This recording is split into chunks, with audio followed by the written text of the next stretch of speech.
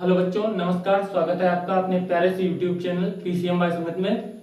तो उम्मीद है आप सभी शानदार, जिंदाबाद और जबरदस्त होंगे। तो चलिए, आज का टॉपिक जो है हमारा वो है परस्पर संपर्क में रखे दो पतले लेंसों की संयुक्त फोकस दूरी।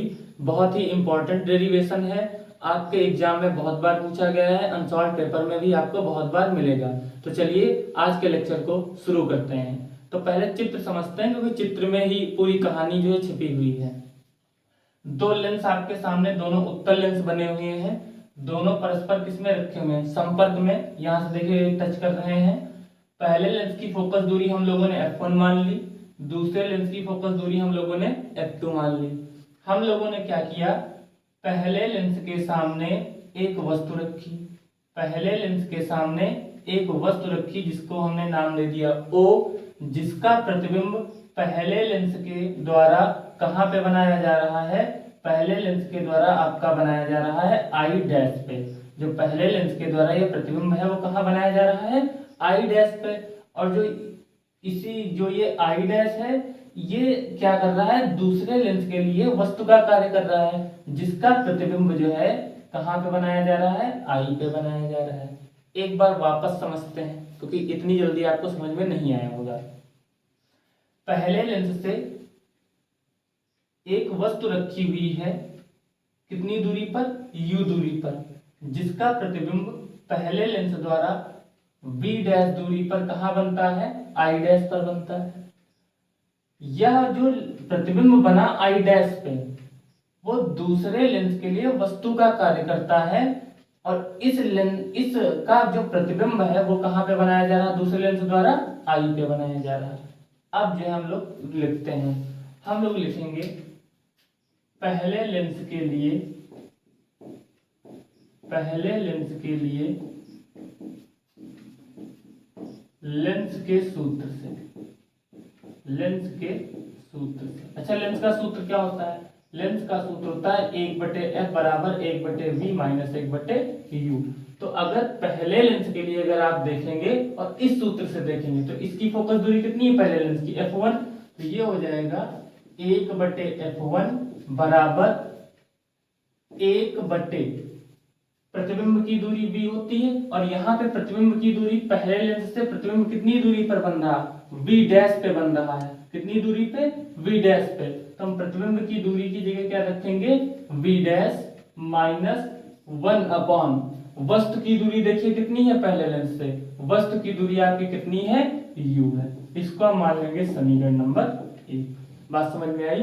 फिर से समझिए, ये पहले लेंस की फोकस दूरी हो गई, ये पहले लेंस से इस प्रतिबिंब की दूरी कितनी हो गई? v डैश हो गई, और ये पहले लेंस से ये वस्तु की दूरी हो गई, कितनी हो गई? u हो गई। अब क्या समझना है? जो ये प्रतिबिंब है i डैश, ये दूसरे लेंस के लिए किसका कार्य कर रहा है? वस्तु का कार्य कर रहा है। तो हम लिखेंगे चूंकि i डैश दूसरे लेंस के लिए वस्तु का कार्य करता है,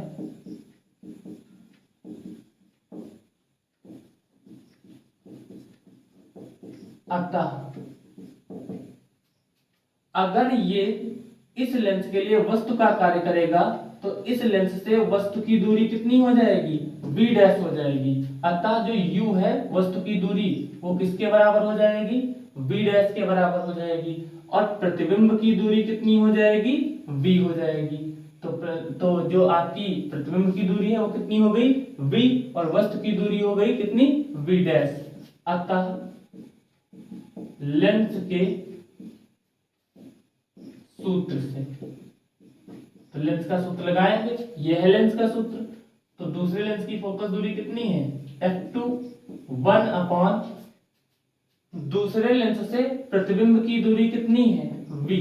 दूसरे लेंस से हमने प्रतिबिंब की दूरी कितनी रख दी? v माइनस 1 अपॉन दूसरे लेंस से वस्तु की दूरी कितनी है? v dash. तो हम यहाँ पे वस्तु की दूरी की जगह क्या लिख देंगे? v dash. इसको हमने मान लिया समीकरण नंबर 2।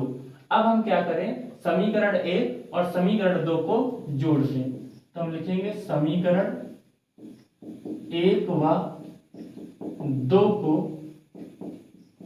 जोड़ने पर समीकरण 1 और 2 को अगर हम लोग जोड़ेंगे तो देखिए क्या होगा, ये वाला पक्ष जुड़ जाएगा, इधर वाला पक्ष इससे में जुड़ जाएगा, तो ये हो जाएगा आपका, आपको यही ऊपर जो है हम लिखे दे रहे हैं, देखिए तो ये क्या होगा आपका 1/f1 plus 1/f2, 1/f1 plus 1/f2 बराबर में पहले ये वाला पद लिखेंगे 1/v dash minus 1/u plus में इसमें हम किसको जोड़ेंगे 1/v माइनस 1/v डैश। अब देखिए 1/v डैश प्लस का 1/v डैश माइनस का आपस में क्या हो गए, कैंसिल हो गए, तो इधर बचा 1/f1 plus 1/f2 is equal to 1/v और ये माइनस में 1/u, 1/f1 प्लस 1/f2 बराबर में ये वाला 1/v माइनस में ये वाला 1/u।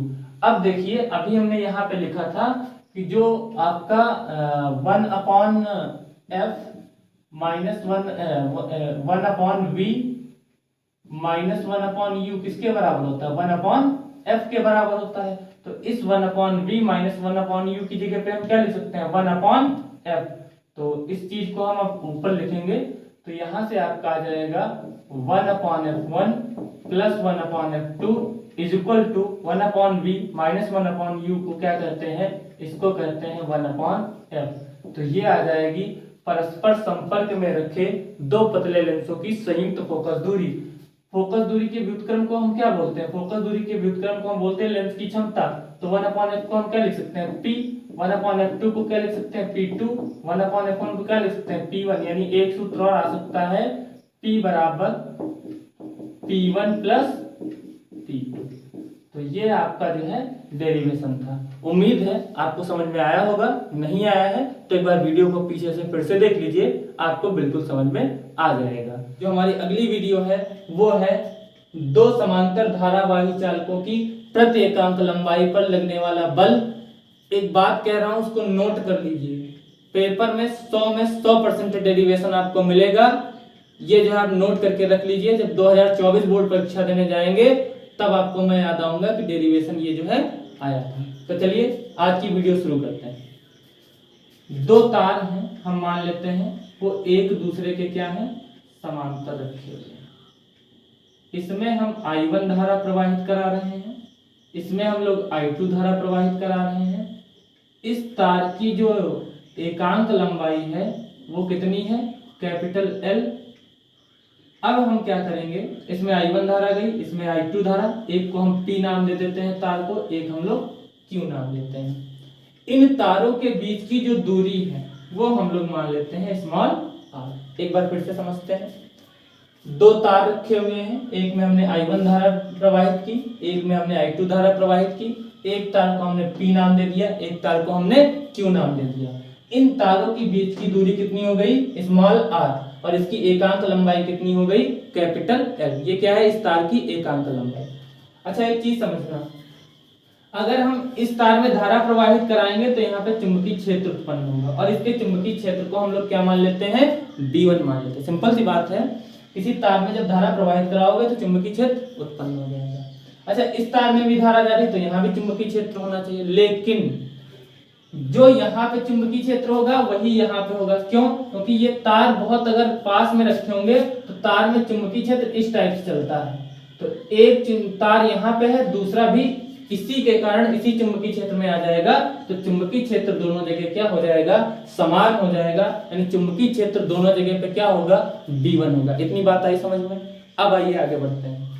अब हम देखें कि इस तार से मान लीजिए, इस तार से बिंदु P पर हमको क्या ज्ञात करना है, चुंबकीय क्षेत्र ज्ञात करना। हम देखें इस तार के कारण P पर जो है चुंबकीय क्षेत्र कितना है, तो हम लिखेंगे तार P के कारण बिंदु, इस बिंदु को कोई और नाम दे दीजिए, बिंदु O नाम दे दीजिए। मान लेते हैं चुंबकीय क्षेत्र यहां तक है पूरा, तो इसके कारण हम पहले देखें चुंबकीय क्षेत्र कितना है, और यहां तक की इस बिंदु तक की दूरी कितनी है, यहाँ पे आपको B1, यहाँ से तार, इस तार की दूरी कितनी है, R है, तो हम सीधे लिख दें तार P के कारण तार Q पर चुंबकीय क्षेत्र। हम लोग क्या करें, तार P के कारण देखें चुंबकीय क्षेत्र Q पर कितना आरोपित है। अच्छा, इस तार से यहां तक की दूरी कितनी है, r। और आप लोग एम्पीयर के परिपथीय नियम के अनुप्रयोग में पढ़े होंगे, किसी तार से r दूरी पे चुंबकीय क्षेत्र क्या होता है, तो उस चुंबकीय क्षेत्र का फार्मूला होता है B बराबर μ0/4 पाई 2I अपॉन में कितना r। अच्छा, इसमें धारा I1 जा रही, तो धारा की I1 कर देंगे। चुंबकीय क्षेत्र हमने B1 माना है, तो चुंबकीय क्षेत्र कितना कर देंगे, B1।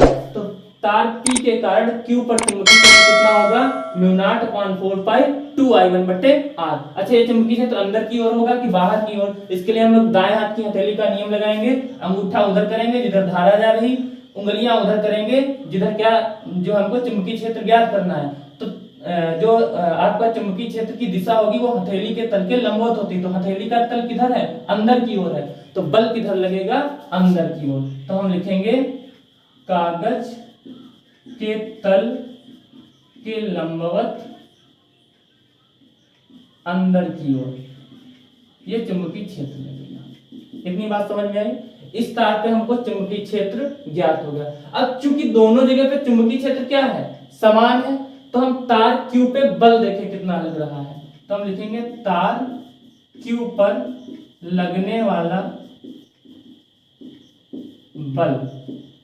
तो जब दोनों जगह चुंबकीय क्षेत्र समान है और कोई तार एक समान चुंबकीय क्षेत्र में रखा होता है, तो उसमें बल क्या लगता है, बल लगता है F बराबर I/B/L। तो हम लोग दूसरे तार पे बल ज्ञात कर रहे हैं, तो यहाँ पे धारा कौन सी जा रही है, I2।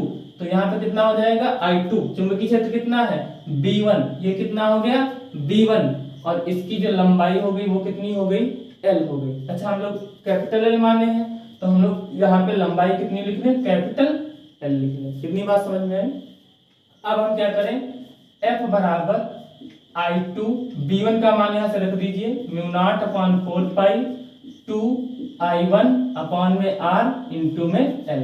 इसको थोड़ा और सरल भाषा में लिखेंगे तो ये हो जाएगा μ0/4 पाई को पहले लिख लें, तो 2I1 I2 बटे में R इंटू में L। कितनी बात समझ में आई। अब अगर हम तार की लंबाई क्या मान ले, एकांक मान ले, या फिर L से दोनों पक्षों में क्या कर दें, भाग कर दें, तो हम लिखेंगे तार की एकांक लंबाई पर लगने वाला बल। अगर लंबाई एकांक होगी तो कैपिटल L का मान कितना हो जाएगा, 1 मीटर। और अगर इसका मान 1 मीटर होगा तो F बराबर सूत्र क्या निकल के आएगा, μ0/4 पाई 2I1 I2 बटे में कितना, R। तो ये सूत्र होता है दो समांतर धारावाही चालकों के मध्य लगने वाले बल का। बहुत इंपॉर्टेंट डेरिवेशन है, 5 नंबर में आएगा। और यहीं से जो है 1 एम्पीयर की परिभाषा निकलती है, वो भी आपकी पूछी जाएगी। अगर कोई डाउट हो तो कमेंट बॉक्स में अवश्य बताइएगा। पहले लेसन से लेकर के अभी हम लोग 7 लेसन पे पहुंच गए हैं। एक एक डेरिवेशन आपको चैनल पे मिल जाएगा, प्लेलिस्ट पड़ी हुई है पूरी उस पे, और निरंतर हम लोग आगे जो है बढ़ते जाएंगे, इसी प्रकार से पूरे डेरिवेशन करेंगे। तो आप लोग जो है वीडियो को शेयर कीजिए, चैनल को सब्सक्राइब करना और वीडियो को लाइक करना, साथ में बेल आइकन दबाना बिल्कुल भी मत भूलिएगा। सपोर्ट कीजिए आप लोग और जो चैनल को सब्सक्राइब अवश्य कीजिए, मित्रों से सब्सक्राइब करवाइए। साथ में आपको अगर कोई भी नोट्स चाहिए हो, फिजिक्स केमिस्ट्री मैथ्स बायो कोई भी नोट्स आपको आपके लिए, तो हम लोग क्रैश कोर्स की तैयारी कर रहे हैं पूरे, तो आप लोग नीचे जो नंबर दिया गया है इस पे हमें संपर्क कर सकते हैं। व्हाट्सएप पे अपना नाम और स्कूल का नाम लिख के भेज सकते हैं। तो मिलते हैं बच्चों नेक्स्ट वीडियो में, तब तक के लिए धन्यवाद आप सभी का हमारे साथ जुड़ने के लिए।